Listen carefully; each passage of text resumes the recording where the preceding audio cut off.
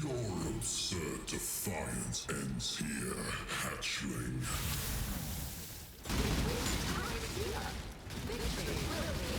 Annihilation. The fires of the Phantom Suns. Hey everyone, I know, I am late. Uber late, actually. And to be honest, it is my fault. Taking a break between leagues gives me weird ideas, especially when there is no quote-unquote balance changes. And while I've been playing quite often since the league start, I had to change plans since my original improvised meme attempt didn't work. It was something related to explosive concoction and it went as well as you'd expect, especially during the first few days against those cracked up rares. So I decided to change things and of course landed here, with this really wacky build. This is an Explosive Trap Inquisitor, and because it wasn't cursed enough, it has a couple of additional tricks up its sleeve thanks to Recombinators. But before we continue, I can already hear it. Why is this not a Saboteur instead of the Inquisitor? Aren't I limiting the build's potential by playing as a resident long-neck religious boomer? And the answer is actually pretty simple. I chose the Inquisitor because I wanted to ignore enemy elemental resistances.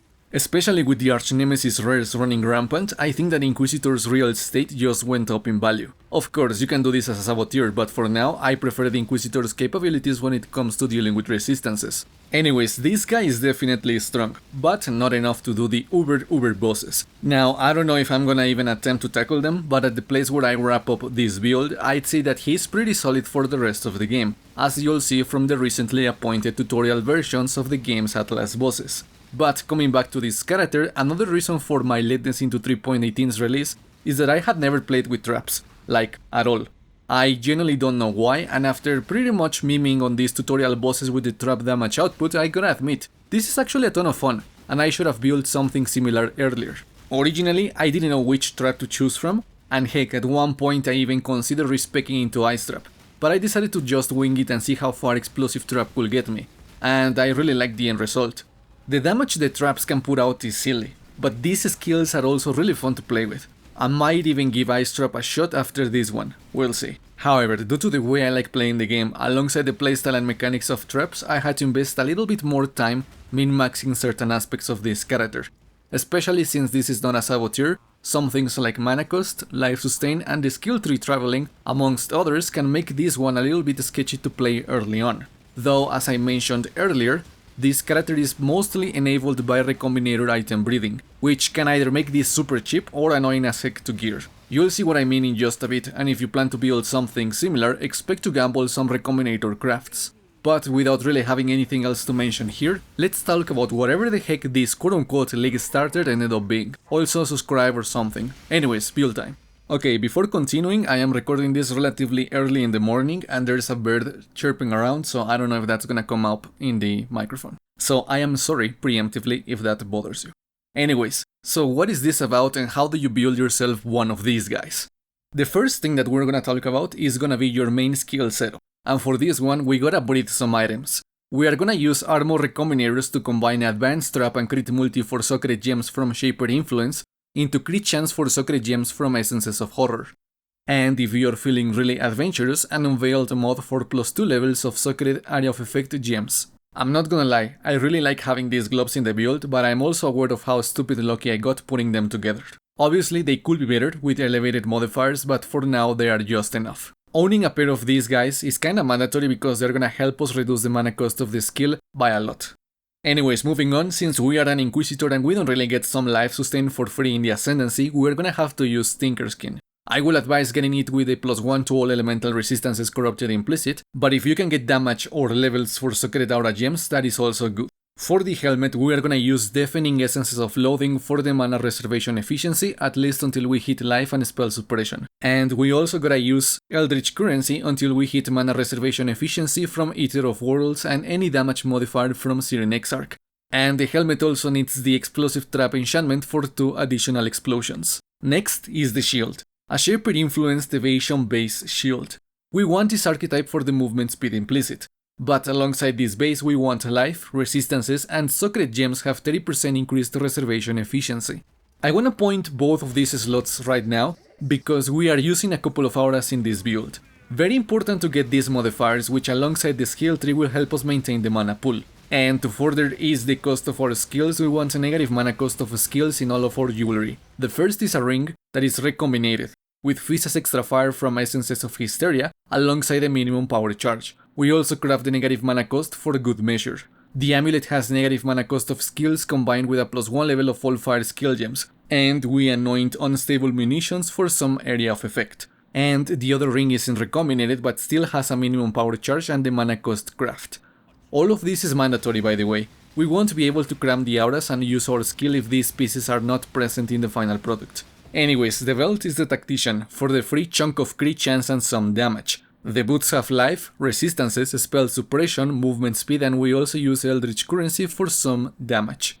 And for the weapon, a thick caster one-handed rare. Mine has +1 level of all fire spell skill gems, crit chance for spells, fire damage to spells, and I multi-modded spell damage and crit multi. Also a harvest quality enchant for elemental damage. Honestly, the weakest modifier here is the added fire damage to spells, as an additional level for all physical skill gems or all spells would have been better. And for flasks, we are not gonna use them that much, so whatever you want to use is fine. I've got a Jade, Elixir of the Unbroken Circle, and a Sulfur Flask, which are not too fancy, really. But that is it for the gear. It is kinda thick, but it's mostly enabled thanks to Recombinators. Without them, things will be vastly different. I will advise stocking up on Recombinators early on. Heck, even if you don't build this guy, you definitely want a healthy amount of them. Personally, I think that they are the best thing about this patch. But yeah, let's discuss the skill tree now. Alright, so this is a level 95 Inquisitor. We are gonna side with No Bandit, and for the Ascendancy, Righteous Providence, Inevitable Judgment, Augury of Penitence, and Sanctuary. And we spec into those in that order.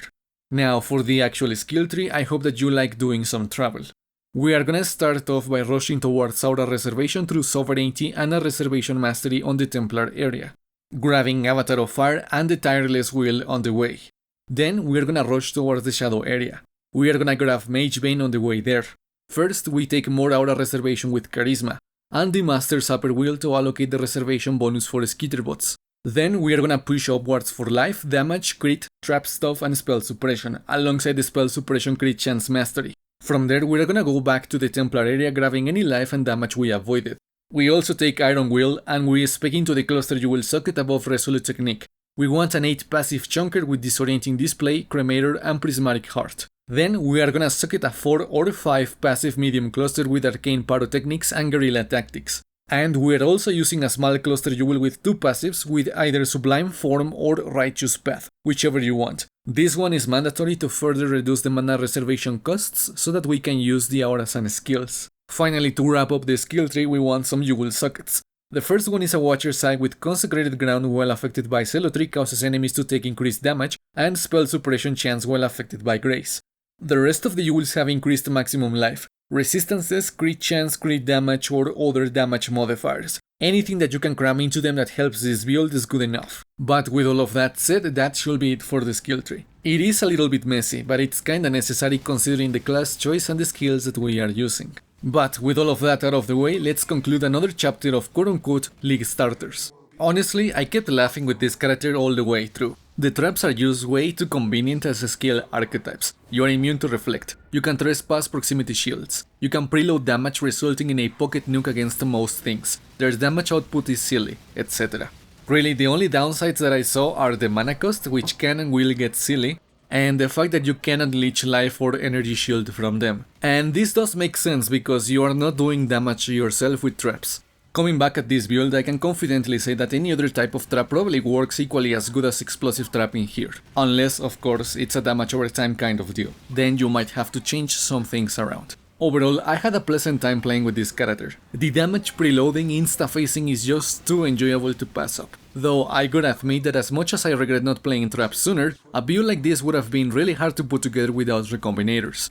As I said previously, Recombinators are easily carrying my fun this time around. There is too much loot that gets thrown away because it has too many crap mods to fix, but with Recombinators, everything has potential to become more than usable. Granted, they are still a gamble, as I've gotten my share of bricks, more than successful combinations actually, so I feel like they are powerful but retain some balance thanks to RNG. But just to wrap this one up even further, despite the quote-unquote no balance changes League Start, I'm actually having a jolly time playing PoE right now. Granted, the Inquisitor made dealing with arch-nemesis monsters a more palatable experience, but I had fun from beginning to end with this character, though I am worried as to how different that's gonna be with the other classes. And to be quite honest, I am not so sure how much I'm gonna play the League this time around. Sure, I am having fun, but heck, as I said earlier in the video, I'm not even sure I'll tackle the uber bosses. The lack of new skills, wacky arch-nemesis monsters doing wacky things, and a more grindy overall game doesn't really sit well with me. So I might just do the usual and play for a few weeks before calling it quits. I don't know, we'll see where life takes us this time around. But yeah, that's gonna be it for me today. Thank you so much for watching the video. Don't forget to subscribe, and until next time, peace out.